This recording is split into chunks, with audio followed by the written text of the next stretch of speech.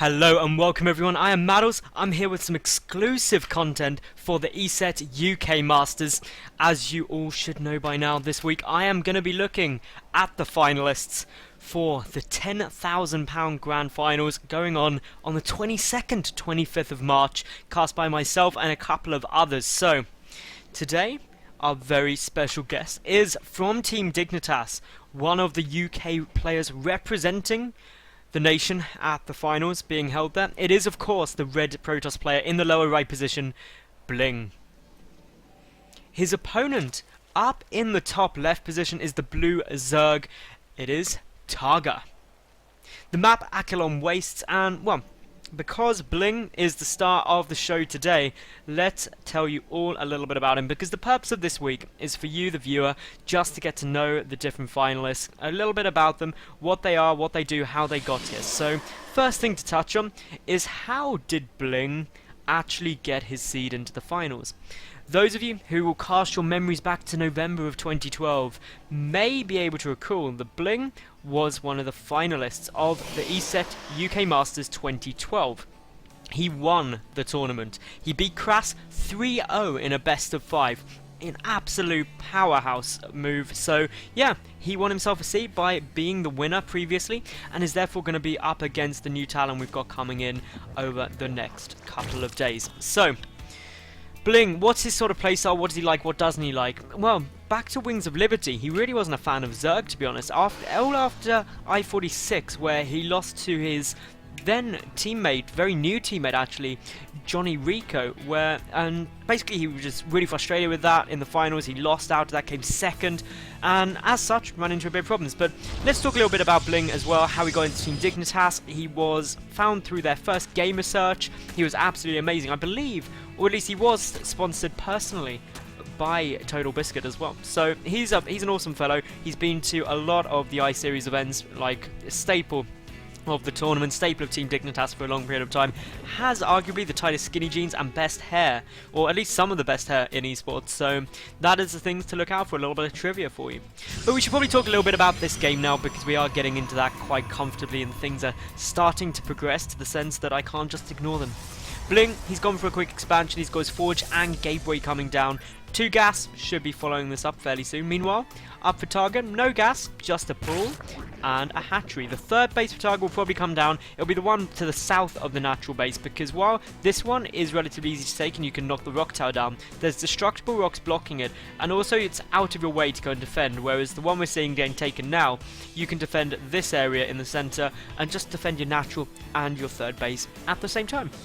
For the moment, TargA going to be relatively happy, comes in, sees with the Overlord that, hey, Nexus finishing up, see the cannon finishing up, so nothing to be too concerned about. The gateway there is also completing, and a cybernetics core should get chucked down. So everything piecing together just with 1, the 2 gas just completing now as well for BlinG. So everything is where it should be. A fairly standard game at the moment. So where do we go from this? Mid-game ZVP is all about what the Protoss can do with the Mothership Core, in my opinion. It's a real big deciding factor that if you get the Mothership Core out quite early, or around the 40 supply mark, you can start putting on some pressure towards the third base very effectively. You can commit a lot, especially with a good number of Stalkers or BlinG Stalkers. Just come in here, blink down, start dealing some damage. If it all goes wrong, not photon overcharge, goodness no, use a mass recall, come back to your natural and be safe, not lost anything. Best case scenario, you actually manage to pick off the hatchery and really knock your opponent back. Other things BlinG could be going for, Sky Toss. I haven't seen many of his Heart of the Swarm games, so I'm not sure how much he's been experimenting with it, what strategies he's favouring, but Sky Toss is a very good composition, as is most of the existing things we've seen out. But judging by this Stargate early on, we could be seeing some Oracle harassment come down. It's a good map for it, a lot of dead space around the main. It could just be for just that quick Sky Toss play I was talking about. Meanwhile for TargA, Roach Hydra, good. Swarm Host Corruptor, great. Lots of good things that he could be going for, but it just depends when he's trying to push out, when he's trying to hit. BlinG can also take his third base relatively quickly, because he can knock down that rock tower. And if you are going for Oracle harassment, generally speaking, you'll take that third really early on in order just to get that economy going. Pin your opponent back with the defense, and then you can be great. But for the moment, BlinG just moving in with this Zealot and Stalker, dealing some nice damage. One drone is unfortunately probably going to die, and there it goes. Did try to make a Spine Caller, but doesn't quite manage it. Some Zerglings, so coming in, getting the surround on the Stalker. The Stalker is really lucky at the moment, is managing to just get away. It runs ever so quickly, but with no speed, that will be an end to it. The Zealot, though, will not be as lucky, cannot escape from the claws and the teeth and everything that Zerglings have. Meanwhile, Roach Warren coming down as well, so that's just TargA getting into that mid-game. Roaches are always going to happen regardless of what you're going for, be it Roach Hydra, be it Swarm Host Corruptor. You can also go Roach Hydra and then transition into Swarm Host Corruptor quite nicely and just hit it a bit later, but there's different options. Vipers are also very good if your opponent gets quite a few Colossi out. For the time being though, BlinG, he's just getting out Phoenix, and that's really it. So not even Oracle harassment, just going to push back these Overlords around the map, gonna go and harass them in all lines as best he can, and that's a perfect good strategy. Some Speedlings trying to work their way up. Do manage to spot there's the 3 additional gateways there though, so that's a good little scout out for TargA. BlinG just getting those to get some more gateway units out to accompany those Phoenix, and really just make sure that he doesn't die to a big Roach push. Other things, BlinG getting down his Mothership core, so a bit later than quite a few Protoss players get it, but that isn't a huge issue to me. It's not something that I'm super concerned about. It just means that he saved that gas a little bit longer to get out that Stargate even sooner. So that's the reason why BlinG now is going to have to deal with an awful lot of Zerglings. 30 were in production there.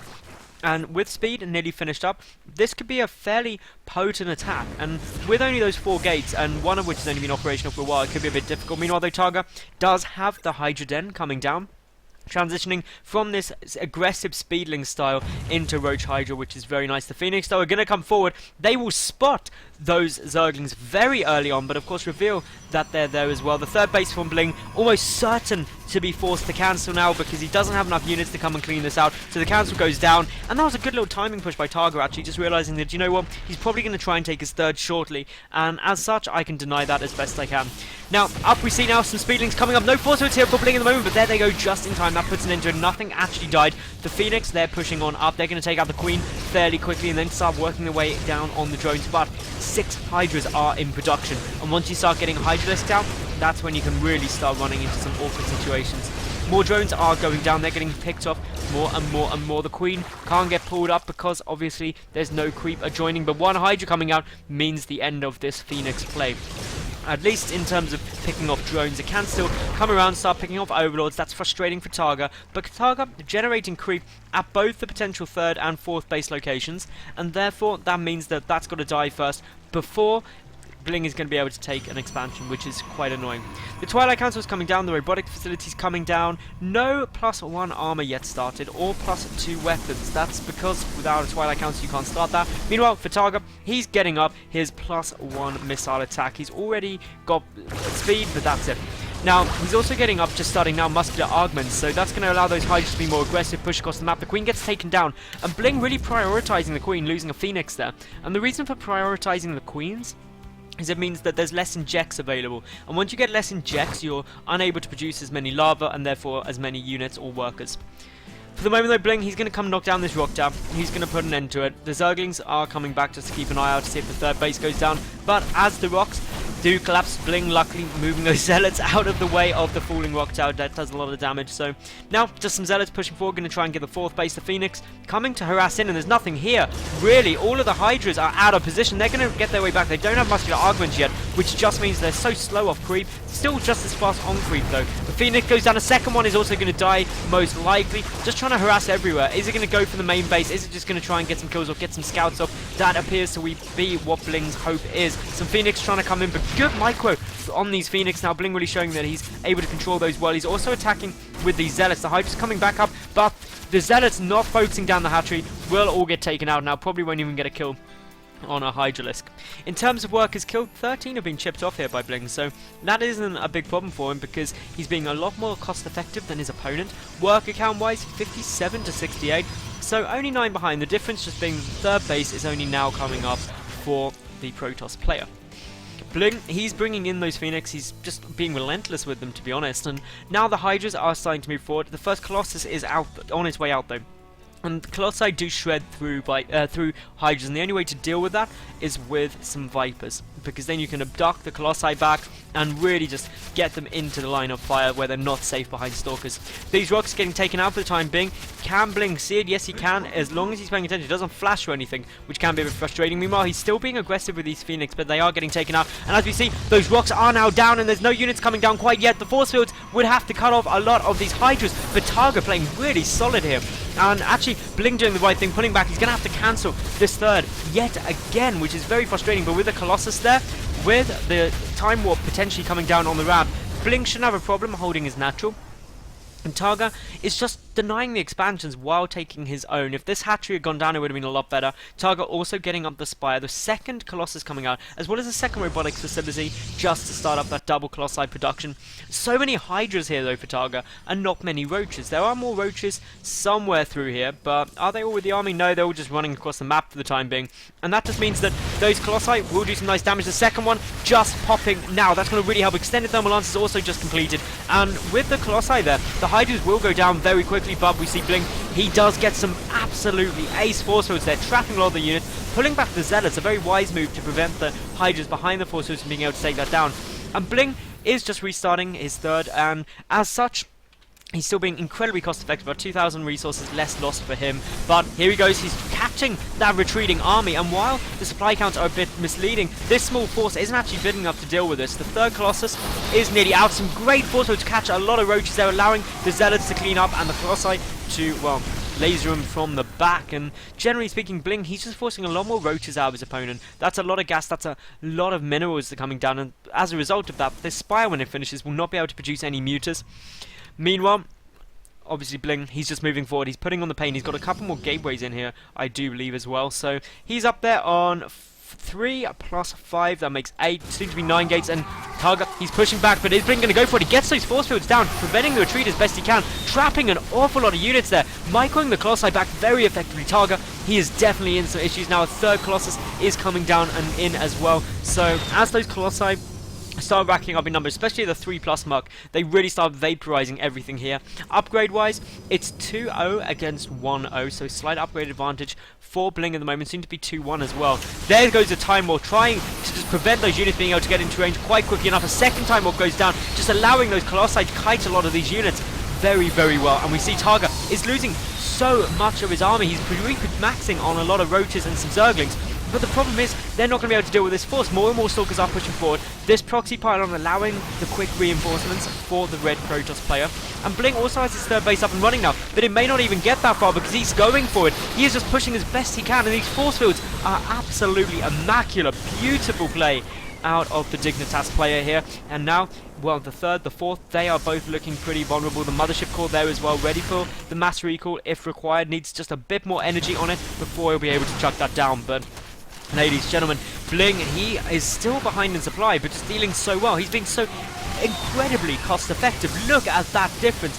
8,600 resources lost compared to 16,000. I don't think I've ever seen a Protoss player trade so cost effectively. And as we can see now, these Colossi are able to start picking off some of those drones. This hatchery gonna go down as well. More reinforcements coming in. The fourth base will inevitably die. And as this third goes down, suddenly TargA is actually on equal bases as his opponent, but 2 of those are very mined out. So that is a bit of an issue for him. The Roach is trying to push in to these Stalkers. BlinG is not done, so they can't get away easily. But the Colossi are just providing extra damage. And all BlinG is doing is warping in wave after wave of gateway units. The supply count's now very equal. And that basically just means BlinG in a good spot. One of those Colossi is very low, but microing them back well there. And as we can see, the Stalkers just providing the meat shield, making sure that the Roaches can't close up. But now they get forward just in front, and BlinG has to be very careful with these Colossi. One goes down, the second one goes down, one does remain, but BlinG still with the supply advantage, and that single Colossi. So many Stalkers there. The 2-1 upgrades against 2-1, so those are now leveled out. But the fourth base dead, the third base dead. It's a 2-base Zerg against a 3-base Protoss, and as such, this just means that actually BlinG is in an astoundingly nice position. He's ahead in the worker count by what is 15. So 15 workers is good, and some drones committing suicide. Unfortunately, they were trying to rally down there, but run straight into the army because the destructible rocks were not yet taken down. BlinG now just starting up his blink tech, so BlinG's blink will be going very nicely soon. Meanwhile, a roach just coming to its death. The mothership core spots it though, waiting for just a bit more energy on this mothership core, because in 5 energy, BlinG will be able to use a mass recall as well. That's important because that'll allow him to really push up there, because if things don't go his way, he wants a quick retreat path just to make sure that he doesn't lose his entire standing force. The 4th base coming out as well. The 3rd base trying to get retaken by TargA up in the top right. The roaches just defending by the rock tower. And this is really BlinG's game to lose. And I just want to re-highlight the fact of just how cost effective he's being. He's lost 12,000 less resources than his opponent. Just like that selling, not 1,200, 12,000. That is insane. That has been so cost effective for him, and now he's got the better income as well. Well, he's got a greater supply, greater income, his tech is better, and his upgrades are equal. So between all of that, the fact he's ahead in so many factors, he's in just an incredibly nice position. So in come these units now. Roaches are going to take some damage. BlinG careful not to engage by these rock towers before taking them down, because they deal a lot of damage to your units, and therefore you don't want to have them land on your head. It would hurt. It's a construction zone after all. Wear a hard hat. Now, as we can see, we have got a lot of force. So it's getting. We've got the Zealots trying to engage. So many stalkers there, though. And with just roaches, TargA is losing his army so quickly. And there's the GG out. So, for Team Dignitas, BlinG, he did very well there. He came back from a tough spot, actually, where TargA was just being oh so aggressive and getting ahead in the bases and denying his 3rd very well. So, congratulations to him. If you think he's going to be doing well at the grand finals, leave a comment below. Remember, like the video, leave a cool comment, and subscribe. Also check out the TL thread, because that's where you can discuss the finals as a whole, all the other finalists and the casts of their games I've done for this. And yeah, make sure you check out at ESET UK Masters on Twitter, esetukmasters.com, and should you want to follow me, my Twitter and YouTube are up on screen. Thanks for watching. I'm Madals. Bye for now.